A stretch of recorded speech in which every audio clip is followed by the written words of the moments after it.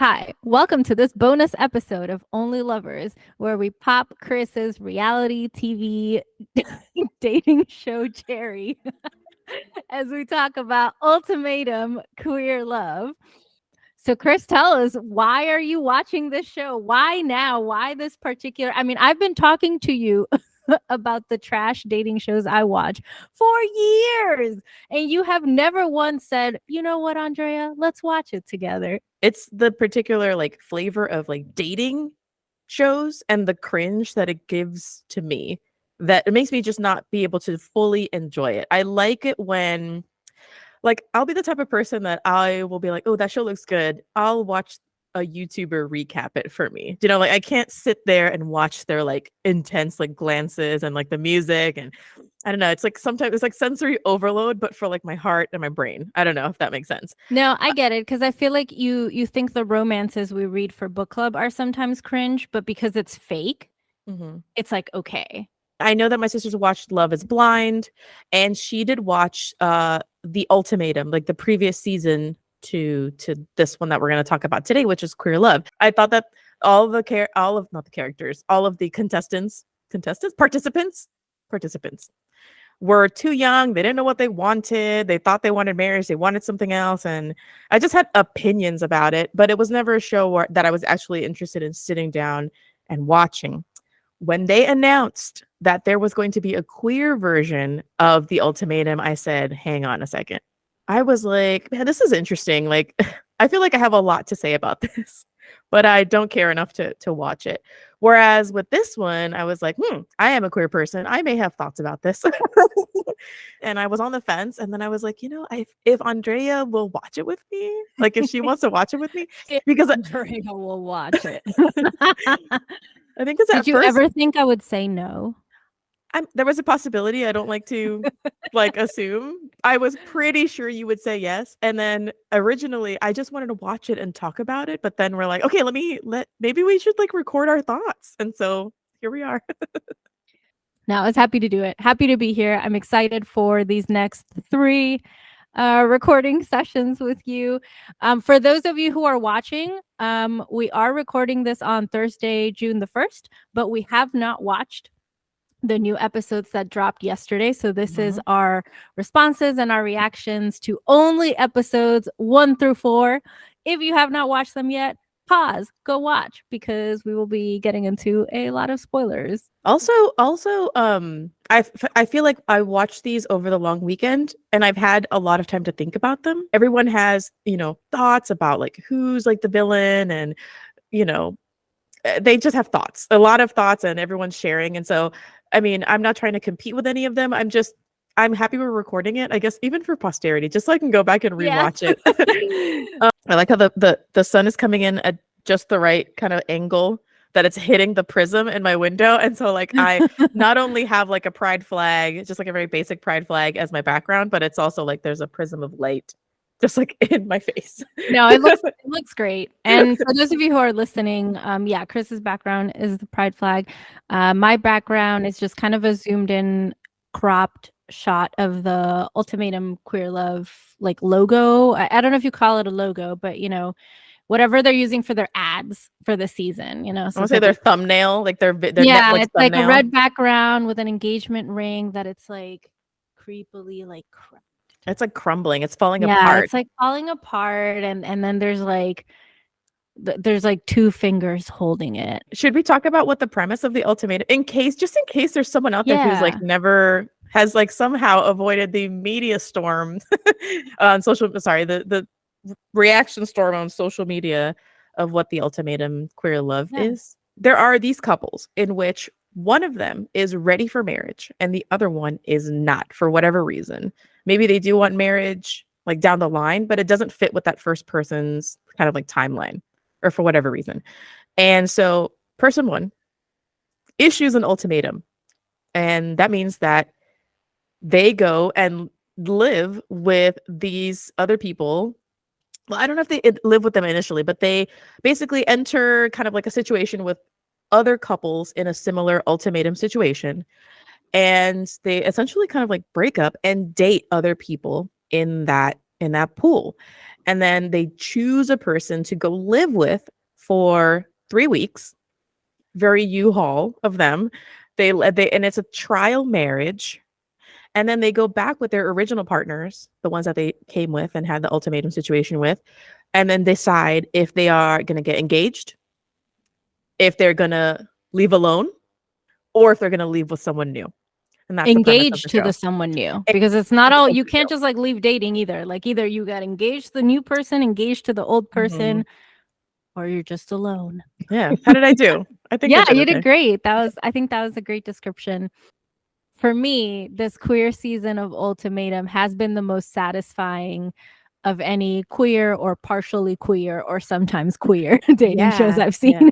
My question now is, how does the Ultimatum Queer Love stack up to those other dating shows that you've watched? Like, what's so special about this one, aside from watching it with me and discussing it? Okay, I think what my favorite thing about this show is that I haven't gotten with other dating shows before is like some of these other shows, like Are You the One? Yeah, it's like great chaos and whatever, but they're all like single people just like hooking up, you know? In that Amor Confianza show, every couple coming in is like bound for disaster. Like they're there because they don't trust each other, they've cheated on each other a million times.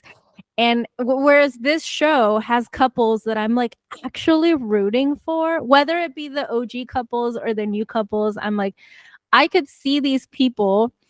And maybe that's part of like the editing or whatever, but I'm like, I could see these people having like long-term, like happy, successful relationships. And that makes me really happy. And I don't know, I feel like I read a lot of sapphic books, but and I watch like sapphic movies and stuff like that, but that's all like fiction, right? And so it's really cool. And it's also like the build up to the relationship, right? That's not like these are, I mean, for the most part, they've either been together from like a year to like 4 years. Yeah, So like they're like established couples. And they're not there because like, oh, this person cheated on me 20 times, and like some of them they have their communication problems. Obviously they're not on the same page as to marriage and whatnot, but for the most part they seem like really normal couples, you know what I mean, who are just like struggling to be on the same page at this moment in time. But they seem like just people that like we could be friends with and we could like know in real life. And that's really cool. That's really cool to see. I hope they do more seasons of it. And obviously they're calling this the queer season, but it's all sapphic. But I'd love to see other. Yeah, it's a cast of women and non-binary people, I want to say, even though I feel like they all refer to each other with she her pronouns, which I thought was a little bit weird. I was like, wait. Yeah, I would say like predominantly it is like a sapphic version of the show. And I understand why they do that. Like they have to make sure everybody's into everybody else. But I would love to see them explore more with what they can do, and maybe other shows, now that the Ultimatum has like done this, and they are a show where it's like one-on-one pairings and stuff, maybe other shows will kind of say, oh, maybe we can do this too, and it can be success. Like I think like Love Island UK specifically is one of my favorite like dating shows ever. It is my favorite, period. I don't know why I say one of my favorite. And I understand why they struggle to have queerness in it, because if some people are straight and some people are queer, you're going to find it very hard to do the matchups. I would love a fully queer season of Love Island UK. I would lose my shit. I would barter anything for you to watch it with me. Like literally anything. I will consider it. I will consider it. So I think first of all, we should talk about the choices. I was really curious. I think a lot of them were struggling with what choice to make, or they were like in between a couple of people. And I was wondering like what you thought. Did you think like lust was like the driving, deciding factor in picking these matchups, or were they genuinely thinking like, who's someone I could marry down the line? I think it does depend on who is doing the choosing. I think that the people who showed up that had issued the ultimatum are kind of they are looking for love because they are kind of like in the headspace of like, I want to settle down. Whereas the people who were ultimatumed, if it wasn't like kind of like a wake up call for them, then I definitely think they were like choosing with their clits. Yeah, that makes sense. Or like choosing someone who was very different from their original partner. Because I think some people did have the mindset of, well, maybe it's not that there's something wrong with me and I don't want marriage. Maybe it's just that this is not the right person for me, you know? Um yeah, I could see that too. And so I think we do have our favorite couples that we want to talk about. I think you and I both had the same favorite pairings, We right? did. So That's fun. That was Xander and interesting. That was Yoli. interesting. Yeah, and Lexi and Mal, which I thought was really funny.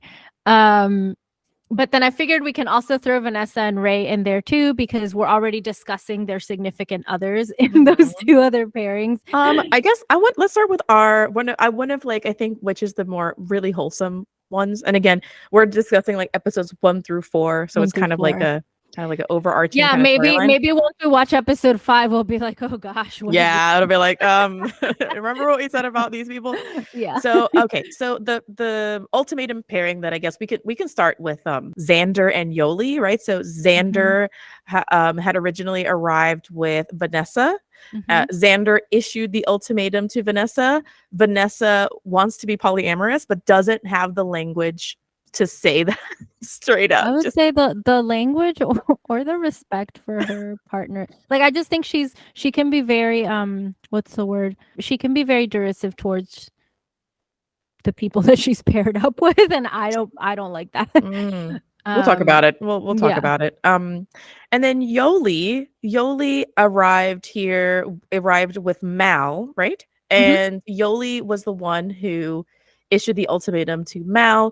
Yes. And it's interesting because Xander presents more mask. Mal is also mask. Both of them I think have that sort of I'm dressing in like button down shirts look and like very short haircut. Yeah. Mal does say at one point that Yoli's type is white. And so I think like her picking Xander like triggered Mal a little bit. Yes. But overall, I do think that the Xander Yoli pairing is very wholesome. Yes. I think because they both issued the ultimatum, they were both absolutely ready. That's not true. I don't think that Xander was absolutely ready. I think that one of the first scenes, like Xander's like, I don't want to do this, let's go. And Vanessa's like, you wanted to do this, let's see what happens. I mean, we don't know how those conversations happened behind the scenes, right? So I could almost see something like Xander issuing like a quiet ultimatum and Vanessa being like, hey, look, I found this show. Because you're right, like Xander kind of wanted to back out, and I don't know. Obviously, like I just some of the things that Xander has said about her relationship, I have found very like mega like red flags. Like when she had that conversation with Yoli and was like so genuinely shocked that Yoli would want to have a child with her. You know, like she couldn't even fathom that could be a thing because all she had ever known was Vanessa saying like, if you want to go get pregnant and have your child, that's going to be like, I would never adopt that child and you would have no say over my child. And that's how Xander truly thought that all like sapphic relationships were, you know what I mean? Like Xander talking to Yoli, like realized perhaps how nice it is, how green it is, how truly greener it is on the other side, because I feel like they want to do all of these things, and Vanessa's just has said no, and not because Vanessa is a bad person, but just because it just doesn't align with her like values as a partner. Yeah, no, and I will say, like, I don't fault anyone on this show for not wanting to get married or for not being on the same page as their partner, because it, everyone is in different places and on different timelines. So yeah, like I don't fault Vanessa for saying, no, I don't want us to share custody of kids. I want my own kids, or no, I don't ever see myself getting married, because those are very valid positions.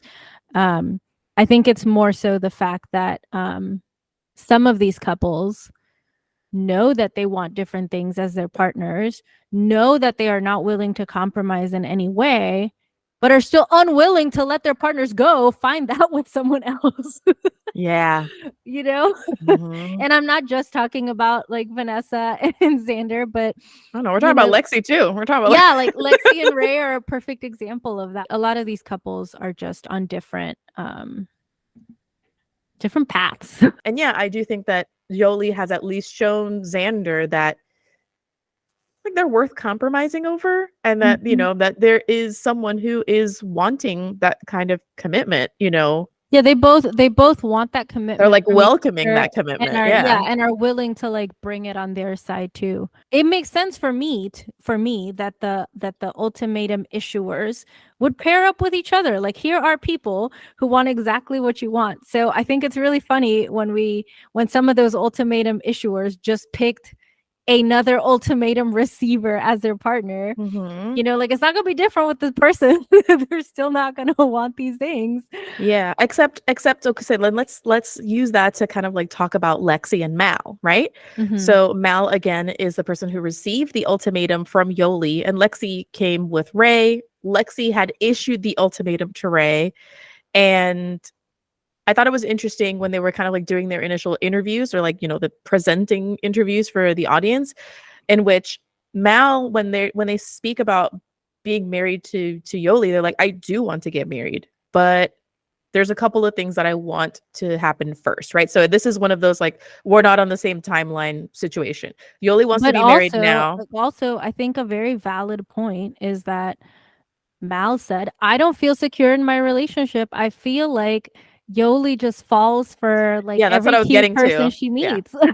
That's what I was gonna say. Like Mal does want to get married and does want a couple of things like ready by the time that time comes, and it's just like whenever all of these things are together. But also, yeah, she's basically like, you will love anyone who loves you, which I don't think is a bad thing, but I think that it causes insecurity in Mal, and that's Mhm. what kind of like has made her hesitate to take the next step. However, I do think that because Lexi is so ready to be married, you know what I mean, and Mal is ready to be married at some point in the Well, future. because Lexi can be Mal's like sugar mama. Yeah. So like Mal wants the house and like the finances and all these things, and maybe that's like a legit worry with Yoli. I don't know what each of their salaries are, but it seems like Lexi's got her shit together financially. And Mhm. so that could absolutely affect like a change to happen faster in Mal if she's not if she's like, oh baby, you want a house? Right? I got you the Yeah. house. You like, I Yeah. got you Yeah, no, she would be in, like, a completely different tax bracket. It's like, "Okay, well, yeah. this makes things simpler. Now we can absolutely get married right away." And then all of those financial questions would Yeah, be no, and I solved. think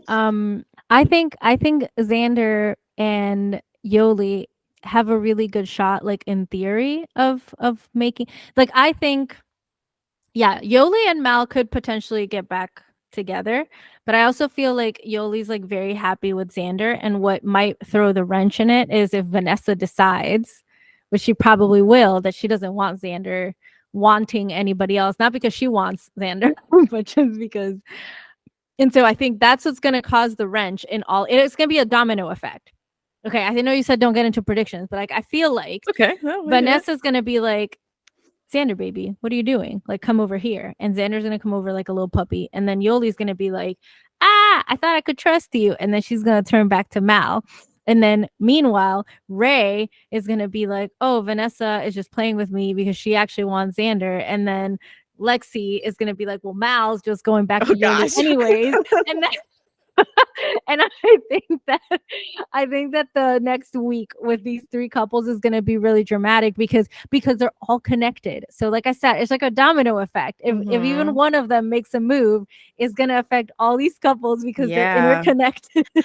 I want to hear what you think about because okay, I think I have very defined opinions at this point Mhm. about Xander and Yoli and Vanessa and Lexi and Mal, and Ray is like the wild card in this bunch. I feel like I can't quite pin her down. So right, okay, so Vanessa and Mhm. Ray are like the one of the trial marriages, right? Yes. Vanessa originally showed up with Xander. Vanessa is a very contentious participant you know, like on social media. She's kind of been declared as like the villain of the season. And I think that there's points to that, but I also think it's a little bit unfair. We'll talk about it. And then Ray had originally come with Lexi. Lexi is ready to be married. But Ray didn't seem to even, in the beginning anyways, didn't even want to seem to like be there or want to participate. You know, she was like, oh, like now I have to date someone else. Like I was happy in my routine. I was happy with my person. Yeah, for sure. It should have been a converse. Here's what should have happened. I want to get married. Oh, I don't want to get married. Well, I guess we should break up. Like, not come on the ultimatum. Do you know what I mean? Like, I don't know why Ray agreed to this when it's clear that even if they were like, even if she was ready to like be married at some point down the line, because maybe there is a fear, a like legitimate fear of commitment. But putting herself through this was the mistake. Putting herself through this was the mistake. Vanessa and Ray are the receivers of the ultimatum, and it almost feels like, even though I feel like a different couple got chosen by default, I'm talking about Sam and Tiffany. Vanessa and Ray, I feel like they chose each other because I don't know how to explain how I felt about them choosing each other. I feel like Ray chose Vanessa because to prove something to Lexi, right? I think she might have been trying to prove something to herself too. Like, I can hang with a less committed person. Like, I can live a free lifestyle. Like, I feel like it was almost spoilers. She can't. I feel like it was almost her being like, well, I don't want to get married, and this person also doesn't want to get married, and is very like brash and bold and Impulsive. kind of out there. And you know, maybe a part of Ray like wants to be that person, but she's not. And so I think like part of her, was trying to prove something to Lexi, but also like to herself, you know? Like I think she wants to be the kind of person who would be down to do anything with Vanessa. Oh, honey. But I don't think she is. Yeah. She's not. I mean, again, this is from what we've seen of the show, but I do not think she's that kind of person. I do think in like tiny ways, I think she's happy, because it's like, you know, when they're like at the beach and she's like, oh, no, I'm not going to get in. And then Vanessa gets in and is like living her best life. And then Ray's like, okay, you know what? I'm going to get in. And part of her like probably felt like super bold and brave in that moment and was like, yeah, this is exactly why I wanted to choose Vanessa, because she'll get me to do things like that. But I think Vanessa is just, you know, if they're on a spectrum, Vanessa is just too far on the other side of the spectrum for her. Like, she needs someone who is in between Lexi and Vanessa. Yeah, I also think that they would just make great friends. I think that they would make great friends. That's true, because Vanessa could come and say all sorts of shit, and Ray would be like, oh, Vanessa. Well, they can't be friends now because Lexi fucking hates Vanessa. She hates the shit out of her and doesn't hesitate to tell her every single time how much she hates her, because she feels like she's not there for the right reasons. I would probably have reacted in a similar way to Lexi, not because I thought she wasn't here for the right which she's not here for the same reasons as everybody else. That doesn't necessarily make them the wrong reasons, but I think I would have gotten just as mad as Lexi, just because of how she was talking about Xander. Like, that just really put me off. I hate when people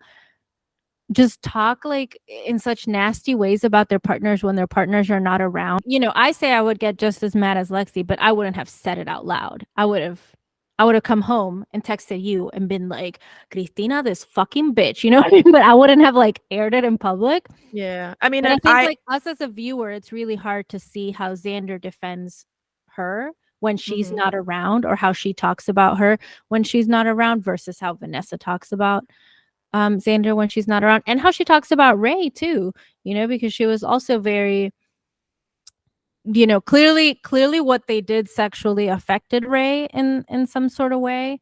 And I thought Vanessa was very dismissive and cavalier about the whole thing, like, again, in public, where Ray is not there to like hear any of it. And like, it makes me wonder if she would say those same things to her face. That was a shitty conversation. Like, it was a shitty conversation to like even be witnessing. Like, I did not, I mean, I get why they're having the conversation, right? Because it's, you know, it's prompted, you know, we want the drama, but like, it was like weird. It was like, oh, well, like, have you messed around? Have you fooled around? And like, clearly some people didn't want to talk about it. And it's like, we should respect that. Like, if you are 100% into this experience, that's one thing. But people are still entitled to their private life. Like, people are still entitled to their intimacy. So it was weird. I didn't like it. But I also think that I like that people are very willing to talk to Xander about it and be like, yo, like, this is kind of fucked up of her, even if Xander maybe is not ready to kind of like receive that. And when we all watched it, my sister and her partner, what I think is that I think that Xander gets really defensive about it, not just because they feel a type of way. Obviously, they like have feelings for Vanessa, but also because like when people talk shit about your partner, that kind of reflects on you too. Like, I feel like I would, and I mean, I have felt this way. I've dated people in the moment, they felt like the most perfect person to me. Afterwards, people would just like talk a lot of shit about them. Shit that maybe I agreed with, but it didn't make me feel good because one, it makes me feel like a fool and I don't want to feel foolish or embarrassed. But two, you know, I dated an awful person. That makes me an awful person by proxy. That's like my mind. That's my train of thought when I hear that. And so I overstand why Xander would be like, I don't want to talk about my ex right now. I also think that Xander is probably going through a thing where some things that she thought about herself because she was hearing them in her current relationship, now she's hearing something different from Yoli. And so she's probably going through a thing too where it's like, you know when like people have been in like emotionally manipulative kind of relationships or gaslighty kind of relationships, like you start to believe certain things about yourself are true. And she's probably struggling a lot with now, the duality of like, well, Yoli sees me in this way and Vanessa sees me in this way. And then everybody else feels sorry for me because they think I have it so much better now with Yoli than which may be true. But then it's like what you're saying. What does that say about me? That, yeah, it's, I'm definitely one of those people who like, after I watch dating shows that have been pre-recorded like this one is, I definitely like immediately Google to see like who's still together. I like find them on social media, blah blah blah. And I cannot wait for Vanessa's social media post the end of this show, because I feel like she's gonna be the one who's going on like Instagram lives and like talking shit about the whole cast. And I'm ready for it. I'm ready for it too. And I honestly also, I don't want to pile on Vanessa. I don't think that anybody on the show is perfect. And that's what I'm saying. Like, I'm sure she's gonna have plenty to say about other people too once the show ends, and she's able to like speak freely. Like, I'm sure she will talk shit about other people too. And I just want to let her have. I don't like her personally, but I feel like she should have her piece too. And yes, exactly. And I do think that it's like a weird situation. Like, it's just weird to be on a show. It's just weird. Yeah. It's just strange. I think people are just sensitive about it online because it's true that non-monogamy gets so much hate from a lot of people, and there's so many like stereotypes attached to it, and unfortunately like Vanessa plays into a lot of that, of what people who hate non-monogamy, like when they picture a polyamorous person, they are picturing Vanessa, and I don't think Vanessa is representative. No, she's not. But unfortunately, in the Ultimatum, she is kind of like playing into all of those things that people are like. And so I think that's why I don't date polyamorous people. Like, and so I think that's why like people are like extra mad for different reasons, right? Like, some people are mad like, oh, you're just hating on her because she's polyamorous, and they like want to defend the concept of polyamory even if she herself is doing some not cool shit. Yeah, because the whole concept of being polyamorous is being able to communicate well with your partners. I will say, if you are interested in really, really healthy ways that non-monogamy can exist, maybe you're watching the show and now you're like, well, how else can it be? I highly recommend Bear and Fifi. They're on like all social media, and they are a non-monogamous couple. One of them is trans, and their whole business is they do like coaching. They do couples coaching and like for couples who want to enter non-monogamy or want like help like navigating it, or want to discuss, not necessarily, you could be a monogamous couple, but if you want to get better at like communicating or like erotic intimacy, or how not to be jealous, or how to manage, those healthy boundaries, like highly recommend them. I think that Vanessa has like a lot of love to give in a very different way. And I think that a lot of people making like oh, this show sucks because polyamory, like first of all, no one came to the show trying to be polyamorous. That's for the first of all. Not everybody wants to be polyamorous. Some people do want a monogamous relationship, and we should respect that. Mm.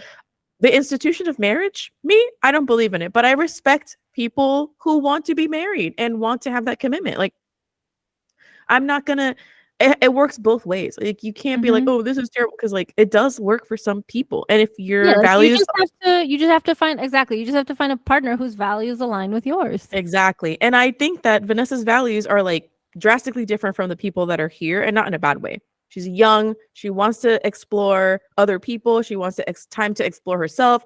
She doesn't want the same kind of like stability, in the sense of how everybody else kind of wants the stability. And I do hope that when she leaves the show, she goes and she does her thing. A lot of people might watch The Ultimatum and then slide into her DMs like right as soon as the show ends, because they're like, Vanessa, baby, let me show you a good time. Like, I'm not trying to get married either. You know what I mean? Exactly. Right. I have like I'm just trying to. I know, you're like nervous for her. Weirdly protective of like anyone put in like a weird reality show type of situation. Yeah. We didn't talk a lot about Mildred, Tiffany, Sam, or Ozzy. I feel like maybe we can talk a little bit more about them in our next installment of like our thoughts, because I do have thoughts about those couples as well. But yeah. Yeah, we didn't talk about the dog thing. We'll talk about it in the next week. We'll talk For about the it record, in the next one. I am team dog on the bed. Me too. I mean, me too. But I feel you're team dog and cat on the bed.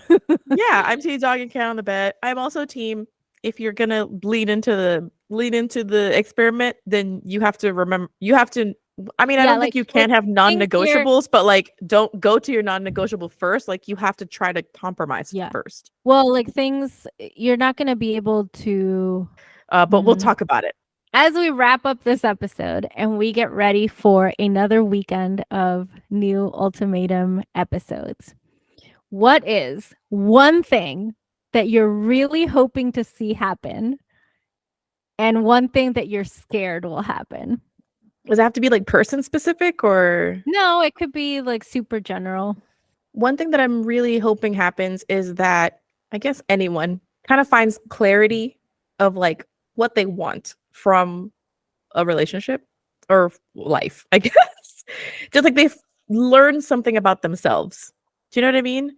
Like they're able to learn something about themselves that maybe they didn't learn before, and like in a really like actionable kind of like way.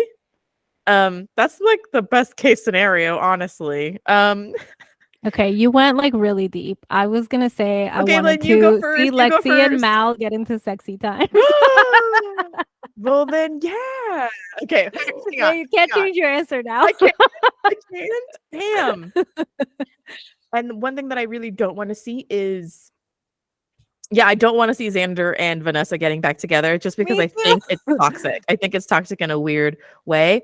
And yeah, my hope, like what I had mentioned earlier, really is for anybody who has like come into this and had questions brought up in their own mind about what they want, what they feel like they deserve, and what they want in the future.